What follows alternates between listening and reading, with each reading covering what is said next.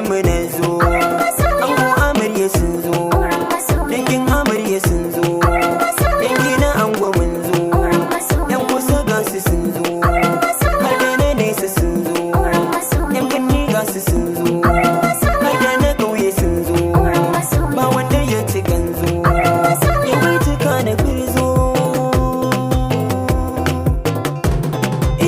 Habiba ce amarya, ango Isa auren ku ake,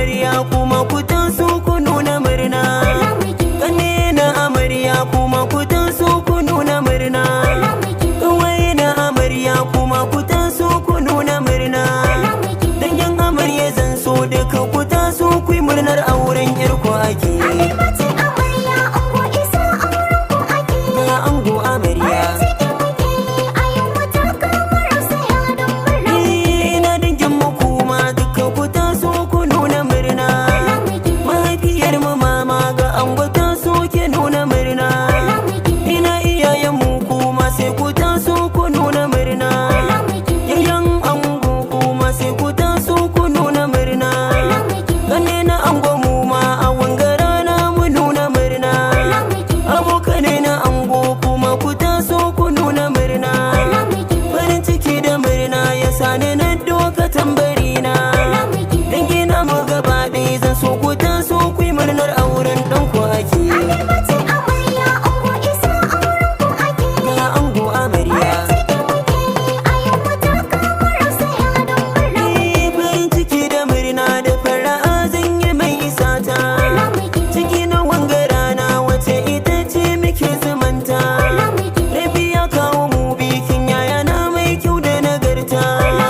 Allah ya kai mu nawa ni ma in sanyo ado na kaya in tsallake. Ga ango amarya. Mu da wanga rana ku ne taurari a dangarinmu. In dai farin ciki ne kowa ya zo gunku za ya samu. Yau ba bakin ciki sai farin ciki da kaza ku gammu. Lallai dangin amarya da ango kun tabbatar mini kaunar su kuke. Ga ango amarya. Ni shawarar da zan ba ku ku zaman lafiya a tare. Farar niyya ita ce laya ku gane hakan amare. Yau gashi kun ci kwalliya sannan kun fi so adon turare. Kowa ya gan ku ya san cewa a cikin farin ciki ranar nan kuke. Ga ango amarya. Zamani ya yi sauyi ango amarya ku bi a sannu. Alkawari ku damke shi da amanar juna a hannu. Inda ku kai hakan to fa babu ku ba zare idanu. Hakan ne za ya sa ku ji daɗi har ma wasu su zo koyan ku suke. Ga ango amarya. Iyayen ku sun muku tarbiyya na san hakan da gaske. Hakan ne ya saka nisa na gare ku ne muku take. Domin ku kun kasance taurari ne masu kyau da haske. Babu wanda ya fi ku a yau duk wanda ya ce ya fi ku karya yake.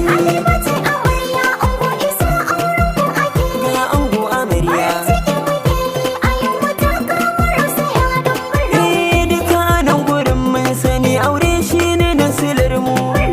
Ba wanda zai musa kan hakan domin shi ne ginshikin mu. Sunan Rasul Daha Al-Mustapha ne